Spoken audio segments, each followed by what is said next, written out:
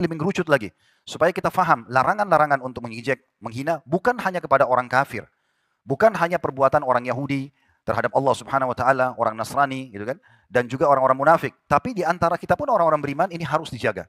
Allah bilang di ayat 12-nya, ya ayyuhalladzina amanu, hai orang beriman, ijtanibu katsiran minadh-dhann. Jauhilah kebanyakan atau mayoritas prasangka-prasangka. Inna ba'da dhanni itsm. Karena prasangka-prasangka itu mayoritasnya adalah dosa. Ikan, ada ikan yang indah sekali. Ada ikan mungkin menurut manusia itu tidak buruk, nggak bagus pemandangannya. Tapi kata ulama, ini justru menunjukkan kemahakuasaan Allah. Allah ingin tunjukkan Allah mampu menciptakan yang seperti ini, Allah mampu menciptakan yang seperti ini. Begitu juga dengan manusia. Ada yang Allah ciptakan sempurna sekali, ada yang Allah ciptakan memang sedang, ada yang Allah ciptakan punya kekurangan. Dan semua itu menunjukkan kemahakuasaan Allah Subhanahu wa taala. Lalu Allah mengatakan, kalau sudah sampai informasi ini pada kalian semua orang-orang beriman, maka jangan lagi digunakan, jangan lagi dilanggar. Nggak boleh.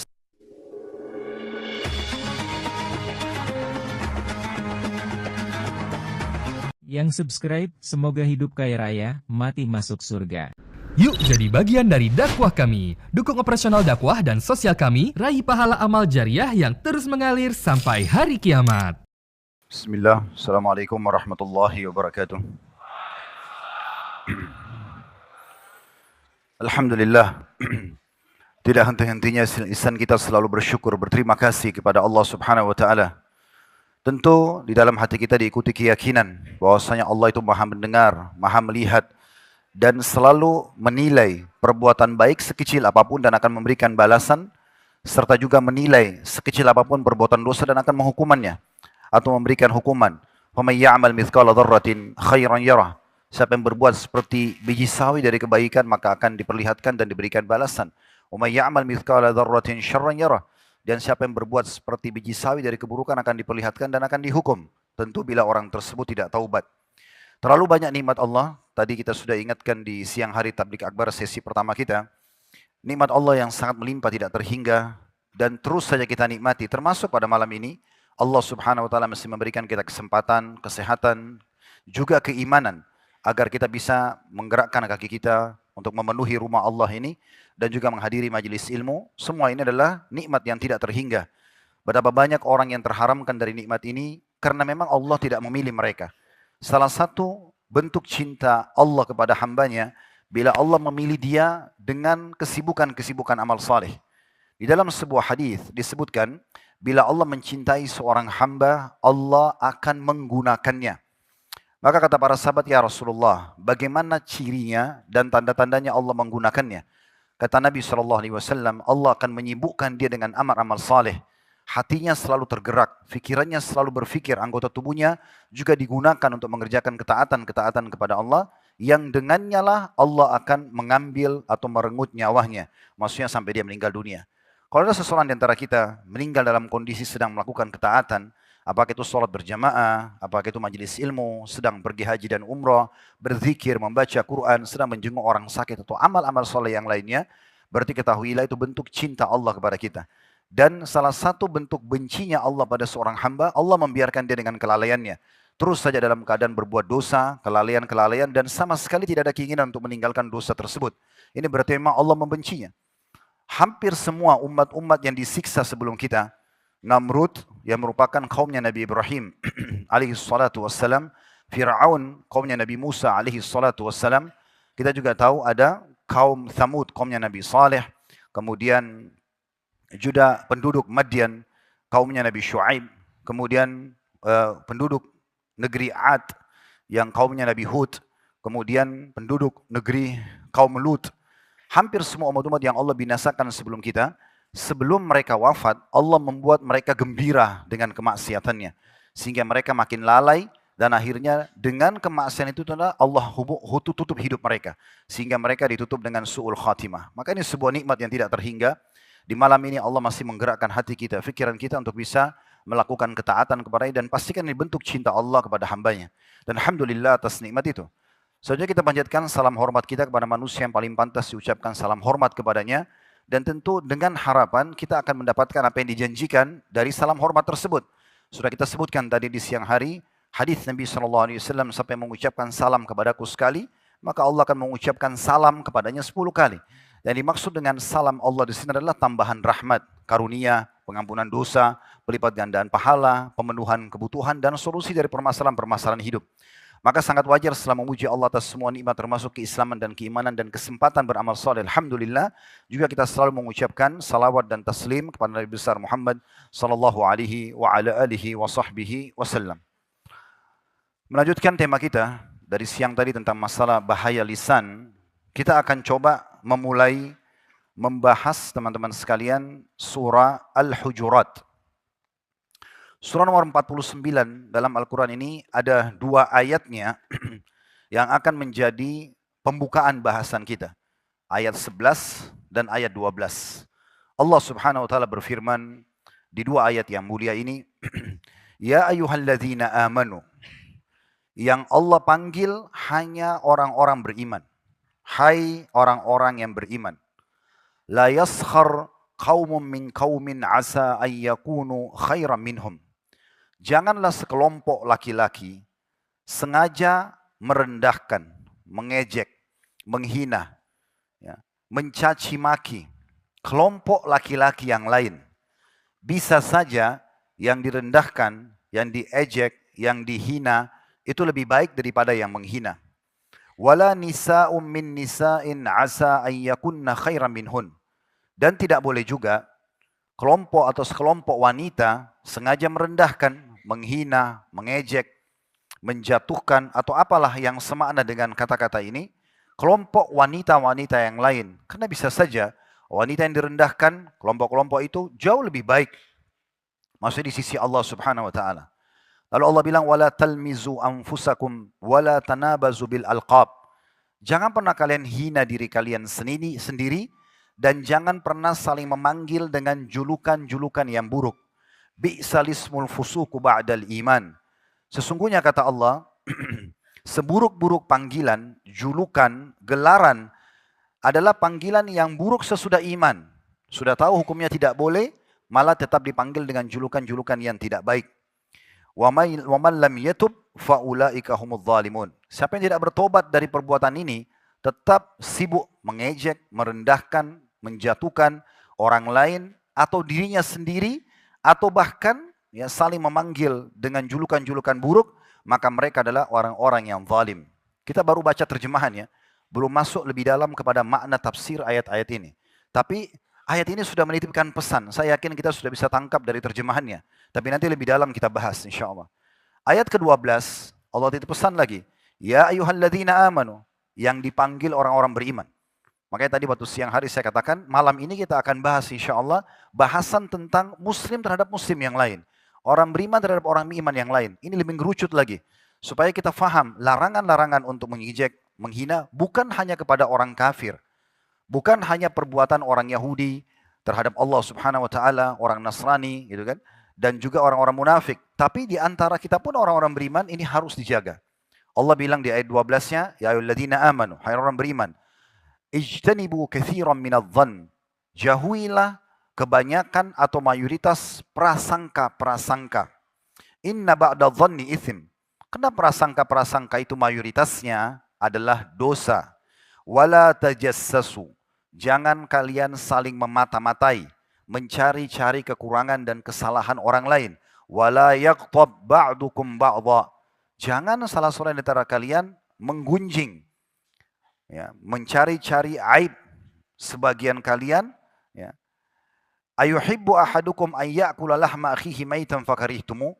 Apakah seseorang di antara kalian dengan menggunjing saudaranya muslim itu, dia mau memakan daging atau bangkai saudaranya yang sudah mati, lalu dia tidak menyukainya?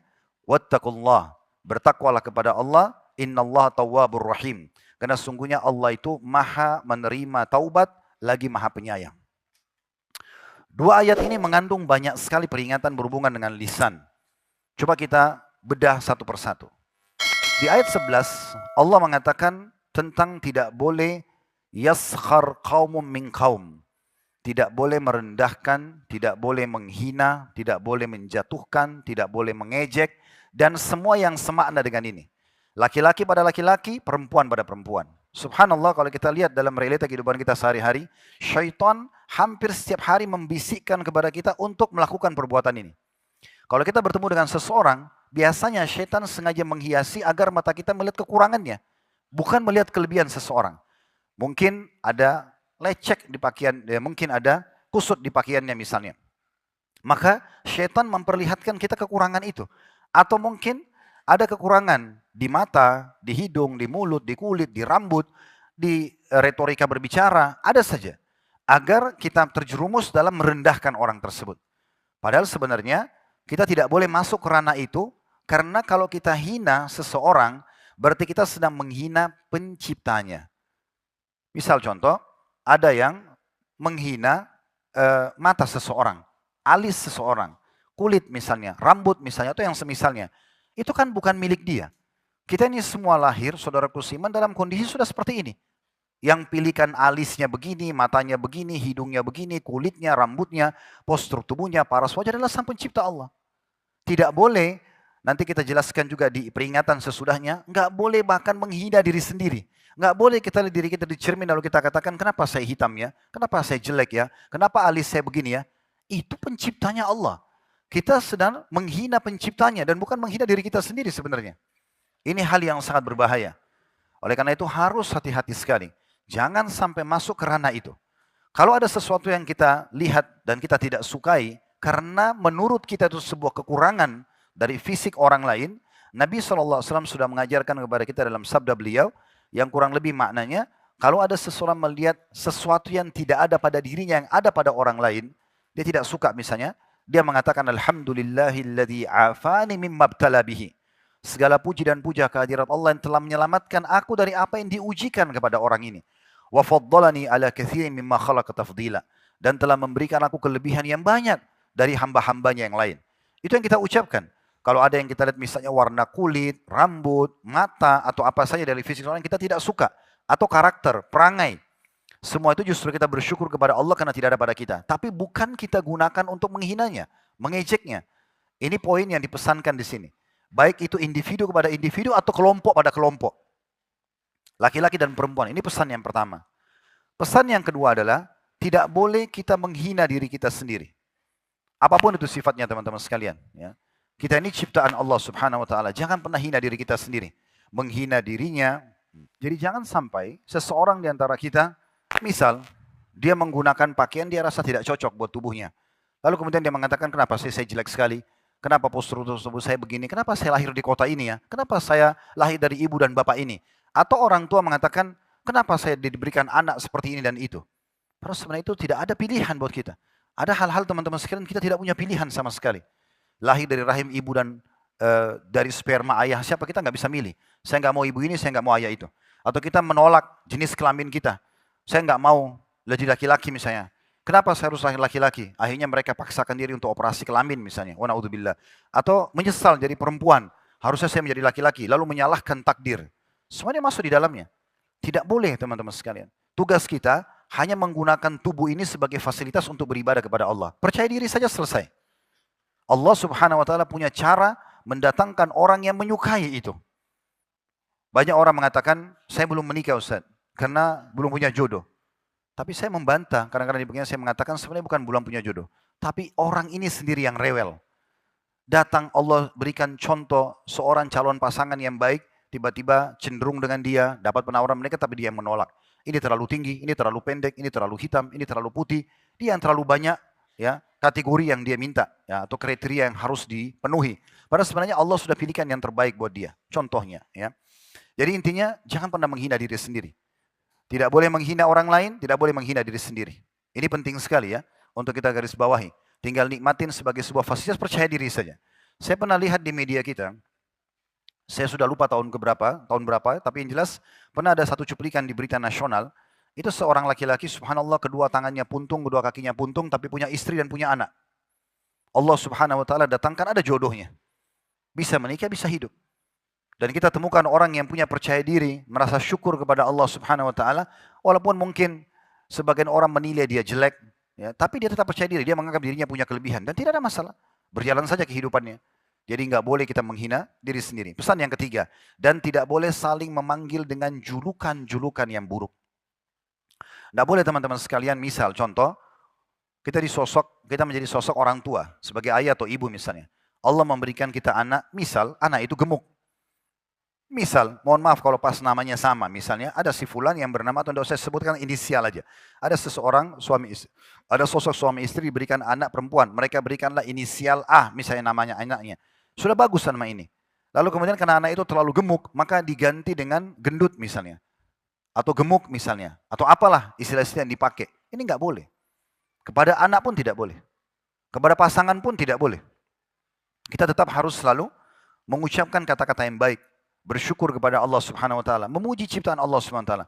Bahkan pada hal-hal yang mungkin sebagian manusia anggap buruk ya. Contoh misalnya kita lihat ikan. Ada ikan yang indah sekali. Ada ikan mungkin menurut manusia itu tidak buruk. Nggak bagus pemandangannya. Tapi kata ulama, ini justru menunjukkan kemahakuasaan Allah. Allah ingin tunjukkan Allah mampu menciptakan yang seperti ini, Allah mampu menciptakan yang seperti ini. Begitu juga dengan manusia.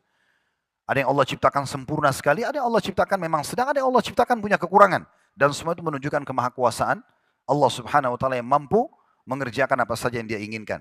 Jadi tidak boleh saling memanggil dengan alqab, julukan-julukan yang buruk ya. Nanti juga akan kita singgung, termasuk tidak boleh suka mengucapkan kata-kata buruk. Ya, mengucapkan kata-kata buruk ini juga harus dihindari. Ya, ini harus dihindari. Apalagi kalau dalam bentuk doa-doa yang tidak baik. Nanti akan kita singgung insya Allah di poinnya sendiri.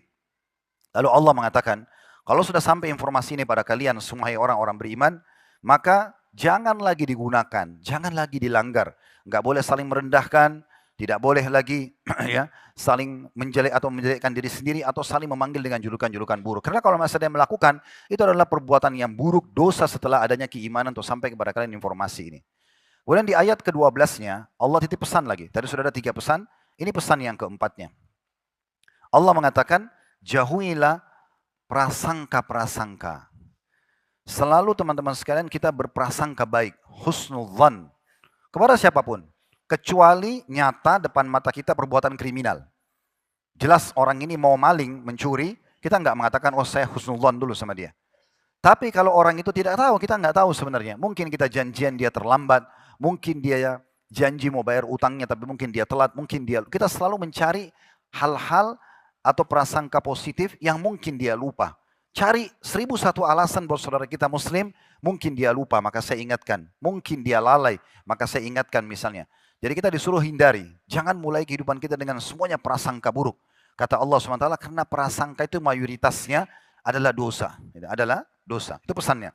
Kemudian juga pesan selanjutnya, yang kelima di sini, dan jangan saling memata-matai. Selama kita tidak tahu tentang seseorang, nggak usah cari tahu. Ada orang subhanallah fudul, selalu mau cari tahu tentang orang, selengkap apapun informasi tentang orang tersebut. Walaupun tidak ada hubungannya sama dia. Saya punya sahabat dekat teman-teman sekalian di Jakarta. Sudah puluhan tahun kami bersahabat. Demi Allah saya tidak tahu di lantai 2 rumahnya itu ada apa. Saya kalau bertamu di rumahnya, sahabat dekat saya sudah kayak saudara, seperti adik kakak. Tapi setiap kalau saya datang, beliau mengatakan silakan ditunjuk ruang tamu, saya cuma masuk ke ruang tamu. Saya nggak pernah keluar dari ruang tamu itu ke tempat lain kecuali beliau persilahkan. Saya nggak perlu cari tahu rumahnya ini luasnya berapa, tingkat apa, kecuali ada hubungannya. Misal, memang ada satu fasilitas yang dia cerita. Misal contoh karpet ini saya beli harganya sekian, karena kita juga merasa tertarik mau membelinya, ada maslahatnya tidak masalah. Tapi kalau hanya mau cari tahu tentang seseorang, maka itu tidak penting. Makin kita tidak banyak tahu tentang seseorang, makin aman kita pada hari kiamat. Termasuk suami istri. Kalau sesuatu kita tidak tahu, nggak usah kita cari tahu. Kecuali ada hubungannya. Apalagi kita mengorek-ngorek masa lalu seseorang. Gitu kan? Itu tidak perlu. Gitu. Mencari tahu misalnya, bagaimana masa lalu kamu. Kalau kamu nggak cerita, saya nggak mau biologis lagi misalnya. Itu tidak boleh dalam Islam. Nggak ada urusannya. Kenapa menikah dari awal? Kenapa nggak tanya dari awal misalnya? Contoh ya. Itu contoh-contohnya. Jadi tidak boleh. Bahkan Nabi SAW mengatakan dalam sebuah hadis yang sahih, kalau ada seseorang yang sengaja mengintipmu, lalu kemudian kau merusak matanya, maka tidak ada dosa bagimu. Tidak boleh mengintip rumahnya orang, mencari tahu tentang kekurangan orang. Gitu ya. Maka poin ini penting untuk digarisbawahi. Allah larang, tidak boleh memata-matai, sengaja mencari-cari. Tentu ada pengecualian. Contoh misalnya ada orang ditugaskan oleh pemerintah, memang ini ada kelompok penjahat yang harus dimata-matain. Nabi SAW pernah mengutus ya, Ali bin Abi Thalib dan Zubair bin Awam radhiyallahu anhuma untuk mengejar seorang wanita yang rencana membongkar penyerangan kota Mekah. Itu berbeda. Ini tugas negara, beda. Tapi kalau individu, nggak ada urusannya. Sama sekali nggak ada urusannya. Ya. Kemudian pesan yang terakhir dari ayat ini adalah dan janganlah kalian saling menggunjing satu sama yang lain, mencari-cari aib dan kekurangan. Ya, ini biasa kalau di media kita gosip, gitu ya. Cari tahu tentang ribut rumah tangganya orang, tentang pembantunya, tentang perceraiannya, tentang segala macam. Ada orang subhanallah hampir semua data orang nasional ada sama dia. Ya. Padahal tidak ada urusan sama dia sama sekali. Gitu kan. Lalu untuk apa itu? Ada seseorang dulu terkenal tokoh nasional, pernah heboh secara nasional, ada kasus yang terjadi dalam hidupnya. Ada kasus yang terjadi, lalu dia bilang sama saya di satu masjid habis acara pengajian, Ustaz, siapa yang tidak tahu masalah saya dulu? Subhanallah memang betul saya tidak tahu masalah dia. Walaupun saya hidup semasa dengan dia sekarang. Lalu saya bilang, akhi, sambil pegang pundaknya, saya tidak tahu masalah antum. Kadang-kadang ada orang terlalu besar-besarkan permasalahan, padahal sebenarnya tidak semua orang tahu. Mungkin ada yang tahu lingkup sekitar dia. Kenapa harus dia besar-besarkan sebuah permasalahan yang tidak perlu? Gitu kan? Karena tidak semua orang juga mau mencampuri urusan kita. Contohnya gitu ya. Jadi tidak boleh. Jadi kalau Anda semua ini ada di satu grup yang tiap hari isinya cuma gosip, baru bangun tidur buka WA, di grup itu sudah tahu belum? Langsung informasi tentang aib-aibnya orang keluar aja dari grup itu. Tidak ada manfaatnya. Kata Nabi SAW, min husni islam al-mar' tarku ma la ya'ni. Termasuk kesempurnaan Islam seseorang meninggalkan apa yang tidak penting buat dia. Kau usah cari tahu. Karena kalau kita makin banyak tahu, makin banyak pertanggungjawabannya hari kiamat. Ini pesan pentingnya. Ayat-ayat ini, teman-teman sekalian, dua ayat ini memiliki banyak sekali penjelasan dari kalangan para ulama kita. Di antaranya tentunya Ibnu Katsir rahimahullah dalam tafsirnya membahas dua ayat ini, Al-Hujurat 11 dan 12. Beliau mengatakan Allah Ta'ala melarang dalam ayat ini merendahkan dan menghina orang lain. Hal ini sejalan dengan makna hadis Nabi SAW, sombong itu menolak kebenaran dan merendahkan manusia. Dan ini adalah perbuatan yang haram. Ini adalah perbuatan yang haram. Tidak boleh sama sekali merendahkan orang lain, menghinanya, menjatuhkannya dan yang semisalnya. Begitu juga Syekh As-Sa'di, salah satu juga ahli tafsir dan ulama, yang berkata di dalam tafsir Al-Karimur Rahman milik beliau, dalam ayat ini terdapat kandungan hak seseorang mukmin atau muslim terhadap muslim atau mukmin lainnya, yaitu tidak boleh muslim dengan muslim atau mukmin dengan mukmin tidak boleh menghina atau mencelah satu sama yang lain, baik dengan ucapan maupun perbuatan yang mengandung makna merendahkan saudaranya. Perbuatan tersebut jelas hukumnya haram, masuk kategori dosa besar. Dan ini menunjukkan bahwa orang yang menghina atau mencela merasa kagum dengan dirinya sendiri. Salah satu penyebab kenapa dilarang kita merendahkan orang lain, karena dia memunculkan faktor merasa sombong, dia lebih baik daripada orang yang sedang dia hina. Kalau enggak, dia enggak akan mungkin hina orang lain. Kalau Allah Azza wa Jalla memberikan kelebihan kita, syukuri, nikmatin saja. Tidak perlu kita jadikan sebagai bahan sombong dan merendahkan orang lain. At-Tabari menyebutkan di tafsir beliau juga, dalam makna Al-Hujurat 11 dan 12, Allah menyebutkan secara umum larangan untuk mencela atau menghina orang lain. Dan itu mencakup seluruh bentuk celaan. Isyaratkah? Isyarat mata, ya, cibiran mulut misalnya, isyarat tangan, atau sudah langsung mengucapkan kata-kata atau bahkan mencontohkan dengan fisiknya. Dan itu ya, tidak boleh, hukumnya haram karena masuk dalam menghina seorang muslim. Termasuk dalamnya menghina keadaan dia, misalnya kemiskinannya. Karena dosa yang ia lakukan, atau itu akan menjadi dosa karena perbuatannya. Atau mungkin menghina seseorang justru karena perbuatan dosanya. Nanti akan kita jelaskan di bagian-bagian terakhir materi kita, termasuk tidak boleh menghina perbuatan dosa seseorang. Sampai pada level itu nanti, kita harus menjaga lisan dan sikap kita, bukan hanya terhadap diri kita dan orang lain saja, tapi perbuatan salah dia pun tidak boleh kita hina. Dia salah dengan perbuatannya, tapi kita bijaksana menilai dan meluruskan kesalahan, tapi bukan menghina ya perbuatan orang tersebut. Karena bisa saja dia lakukan karena kejahilan. Dalam hadis Nabi SAW, beliau mengingatkan lafaz yang luar biasa dari hadis Abu Barzah radhiyallahu anhu, di mana Nabi SAW mengingatkan dalam hadis ini, ya ma'syara man amana bilisani wa lam yadkhulul imanu qalbu.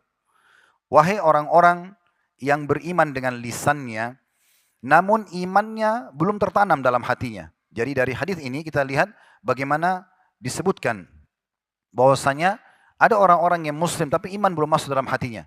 Masih sering melakukan pelanggaran-pelanggaran agama, masih belum takut terhadap hukuman Allah Subhanahu wa taala, masih merasa nyaman dengan pelanggaran-pelanggaran yang dia lakukan.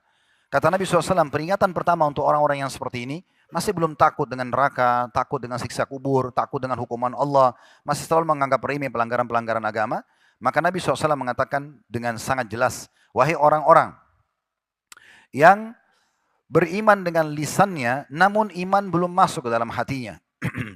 La taktabul muslimin.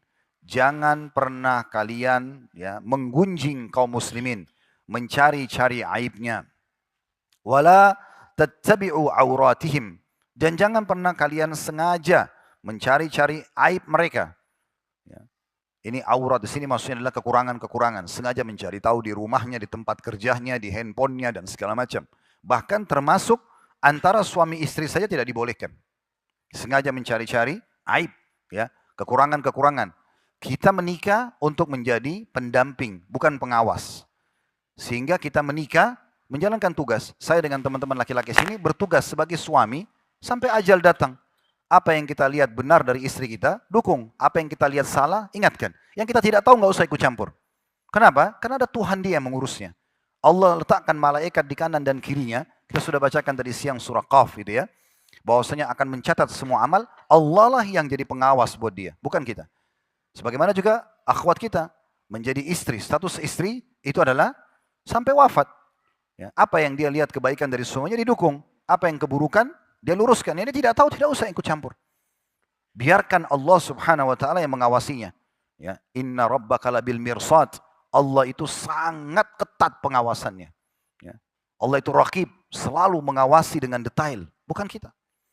Kalau istri sama suami saja tetangga bantal, orang yang sangat dekat tidak dilarang seperti ini, bagaimana dengan teman, bagaimana dengan sahabat, bagaimana dengan saudara, yang tidak perlu sama sekali kita mencampuri. Sekali lagi, kalau kita lihat benar, kita dukung. Kita lihat salah, kita luruskan. Yang kita tidak tahu, nggak usah ikut campur. Maka itu akan jauh lebih aman, dan itu sejalan dengan makna-makna hadits-hadits ini. Lalu kata Nabi SAW, saya ulangi hadisnya, ya ma'syara man amana bilisani walam yadkhulil imanu qalbah. Wahai orang-orang yang beriman dengan lisannya tapi belum masuk iman dalam hatinya, la taktabul muslimin. Jangan pernah kalian menggunjing dan mencari kesalahan-kesalahan orang-orang Islam. Wala tattabi'u auratihim. Dan jangan sengaja mencari-cari kekurangan-kekurangan mereka. Fa innahum may yattabi' auratihim yattabi'illahu auratahu. Siapa yang coba-coba sengaja mencari-cari kesalahan dan kekurangan saudaranya, maka Allah pun akan mencari-cari kesalahannya. Allah pun akan mencari kesalahannya. Wa may yattabi'illahu auratahu yafdahuhu fi baitihi. Dan siapa yang Allah bongkar dan cari kesalahannya, maka Allah akan permalukan dan bongkar kekurangan dan aibnya walaupun di dalam rumahnya sendiri. Hadis ini diriwayatkan oleh Abu Daud dan juga An-Nas atau Ahmad.